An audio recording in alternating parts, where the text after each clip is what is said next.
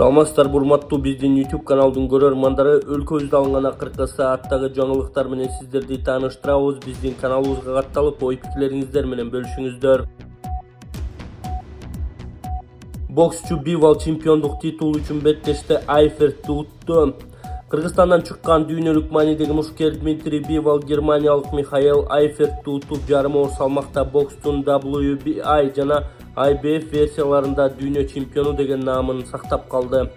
Кармаш Екатеринбургда 12 раунд менен өттү. Калыстар жеңишти бир добуштан Бивалга жыгарып, спортчу чемпиондук наамдарын коргоду. Ал беттештен кийин таасири менен бөлүшүп, машыктыруучунун айткандарын кыйшаюусуз аткарганын жана Кармашта өзү да сергек болгонун айтып берди. Кармаш кадимкисиндей эле машыктыруучунун айткандарын бардыгын аткардым, балким темп бир аз жайыраак болгондур. Беттештин аягына чейин чарчабай чыкканыма канааттанып жатам. Машыктыруучум Машиянов менен сүйлөшүп, кандайдыр бир жазгыра турган ыкмаларды жасаганга аракет кылдык. 80% жакынын кылдык деп Токмок шаарында туулуп өскөн спортчу беттештен кийин айтып берди. Дмитрий Бивал убактылууларын кошпогондо ушуну менен 14-чү титулдук жеңишин камсыздады. Аны менен кармашкан атаандашы германиялык Айферттин кесипкөй бокста буга чейин 13 ирет жеңиши, бир ирет утулган учуру болгон. Поздравляем вас с победой. Спасибо. Свердловская областная федерация бокса интересуется. Скажите, в какой момент любительский бокс стал для вас тесен? И как вы решили перейти в профессионалы? Неужели олимпийская медаль никогда не была вот для вас чем-то таким, чего вы хотели бы добиться? Вы знаете, честно скажу, что олимпийская медаль — это как раз-таки то, о чем я мечтал в детстве и прям очень сильно этого хотел. Но в какой-то момент взрослая реальность меня подтолкнула на то, что, возможно, эта мечта никогда не сбудется. Ввиду того, что иногда ты можешь быть и сильнее, но не факт, что ты как-то завоюешь эту медаль. Я был дважды чемпионом России, на самом деле, и принял решение переходить в профессиональный бокс.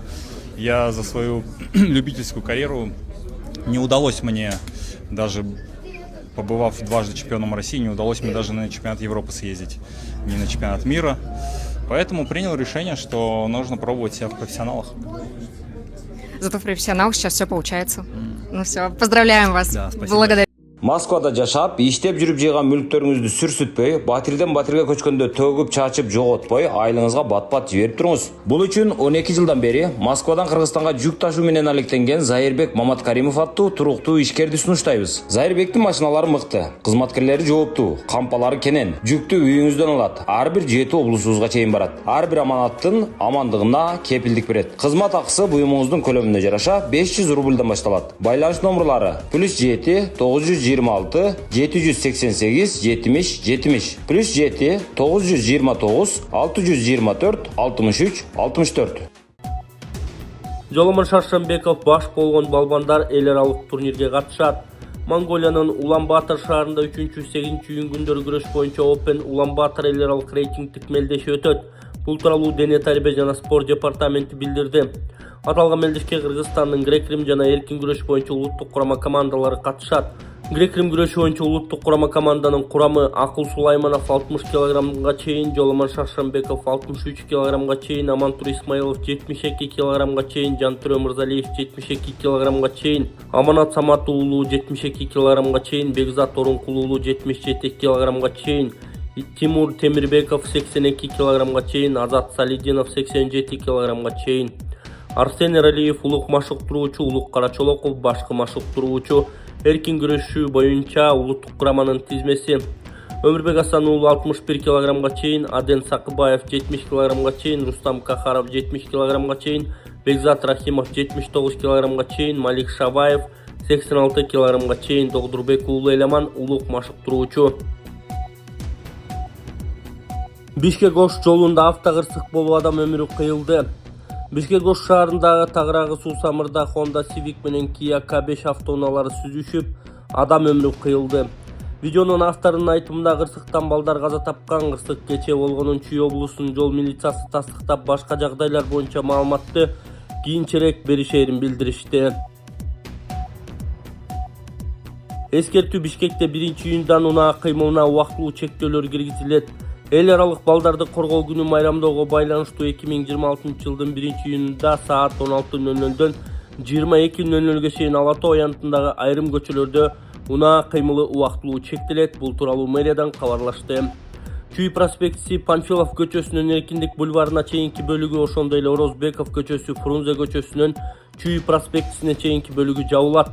Бишкек шаарынын мэриясы шаар тургундарынан жана конокторунан убактылуу чектөөлөргө түшүнүү менен мамиле кылууну, каттамдардын алдын ала пландап, мүмкүнчүлүккө жараша альтернативдик жолдорду колдонууну суранат. Президент Жапаров Фарид Ниязовго ырайым кылды.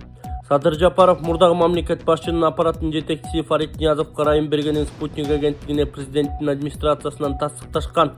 Ниязов Алмазбек Атамбаевдин жакын тарапташтарынын бири президенттик аппараттын мурдагы жетекчиси кызматын аткарып келген. Ал Кой Таш окуяларынан кийин 2019-жылдын август айында кармалган. Бул иш боюнча өткөн жылы соттун чечими менен 7 жыл 8 айга эркиндигинен ажыратылган. Кумтөр санариптик бургулоого өтүүдө. Кумтөр кен жайында Sandvik DD322i үлгүсүндөгү заманбап санариптик өзү жүрүүчү бургулоо орнотмосу өздөштүрүлүп жатат. Бүгүнкү күндө мындай технология КМШ өлкөлөрүндөгү тоо кен ишканаларынын арасында биринчи жолу Кумтөрдө колдонулганы турат. Учурда операторлор жана өндүрүштүк окутуу инструкторлору жаңы муундагы акылдуу техниканы башкаруу боюнча окуудан өтүп жатышат. Жаңы орнотма электрондук бургулоо паспорттары менен иштеп, санариптик навигация аркылуу бургулоо иштериндеги тактыкты таптакыр башка деңгээлге чыгарат. Система бургуланган көзөнөктөрдүн белгиленген багыттан четтөөсүн дээрлик толугу менен жокко чыгарып, жардыруу иштеринин сапатын жана жер астындагы тоо кен казуулардын так геометриясын камсыздайт. Мындан тышкары техника тоо массивиндеги бекемдиги төмөн тилкелерди аныктап, жардыруу иштеринин параметрлерин автоматтык түрдө тууралоого жардам берет. Бул өз кезегинде коопсуздукту жана өндүрүштүн натыйжалуулугун дагы жогорулатат. Адистерди окутуу 2-июнга чейин уланат. Маалымат үчүн алдында жер астынан казып алуу долбоору 2025-жылы август айында башталган жана 17 жылга эсептелген. Учурда мамлекеттик баланска 147 тонна алтындын геологиялык сапасы коюлган. Марлен Маматалиев абаны булгагандарга айып пул салууну сунуштады. Суммасы Жогорку Кеңештин төрагасы Марлен Маматалиев аба таза болуш үчүн бир катар чараларды киргизүүнү сунуштады. Спикер өнөр жай жана башка өндүрүштүк ишканалардын басымдуу бөлүгү сертификатталган чыпкасыз зыяндуу заттардын чыгышын автоматтык түрдө үзгүлтүсүз көзөмөлдөй турган система жок эле иштеп жатканын билдирди. Ал азыркы мыйзамда жабдууларды орнотуу боюнча кескин талаптар жоктугун кошумчалады. Төраганын сунуштары: биринчи объектиде фильтр жана мониторинг системалары жок болсо жеке жактарга 20 000, юридикалык жактарга 65 000 сом айып пул салуу. Эрежени кайталап бузган учурда лицензиясын алуу же ишмердүүлүгүн токтотуу.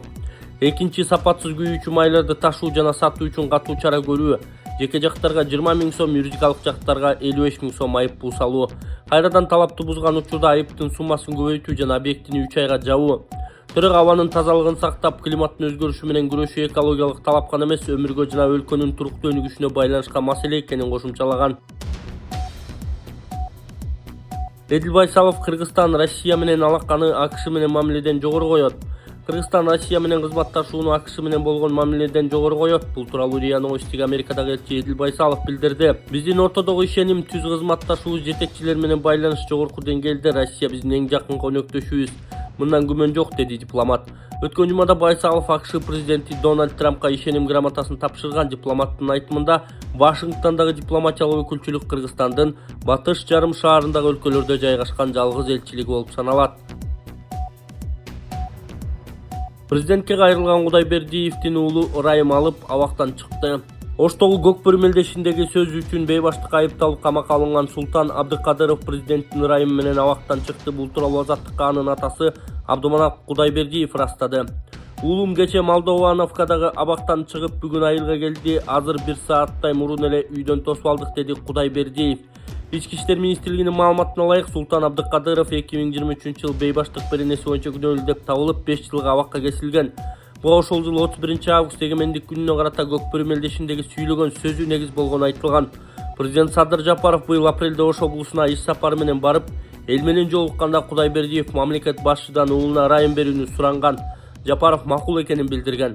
Абдыкадыров быйыл февралда президенттен ырайым сурап кат жазганы белгилүү болгон.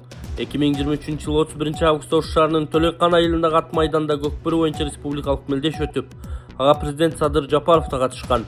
Мелдешти аяктагандан кийин жыйынтыкка нааразы болгон айрым адамдар талаага чуркап чыгып, калышты кубалап, желин бөтөлкө таш менен чапкан. Бул окуя боюнча милиция 9 кишини кармаган, дагы 56 кишиге айып салынып кое берилген.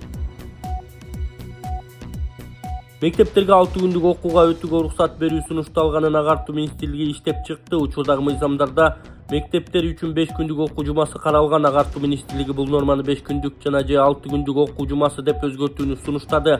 Ошол эле учурда кайсы мектептер жаңы тартипке өтөрү, мындай чечимди ким кабыл алары жана анын милдеттүү же ыктыярдуу болору такталган эмес. Минкаптын токтом долбооруна ылайык мектептердеги окуу сентябрда башталаары гана жазылган. Буга чейин айныксыз 1-сентябрда болуп келген.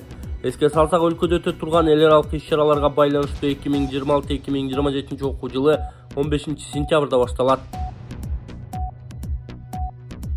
Жеңиш Молдокматов саясаттан кетип, ири долбоор менен иштей турганы айтылууда. Кемпирбатчы Жеңиш Молдокматов түрмөдөн чыккандан кийин өзгөрүлүп, бат эле байбачага айланып, кымбат жол тандабас минип ити чөп жей баштаганын жанындагы эле үзөңгүлөштөрү айтып жүрүшөт. Саясаттан ишкерчиликке оогон кербез окшойт. Жакында жетим тоогенин казууга инвестор табылса, Жеңиш мырза ошол багытта шугулданабы деп жазган Арба Кежи сайты.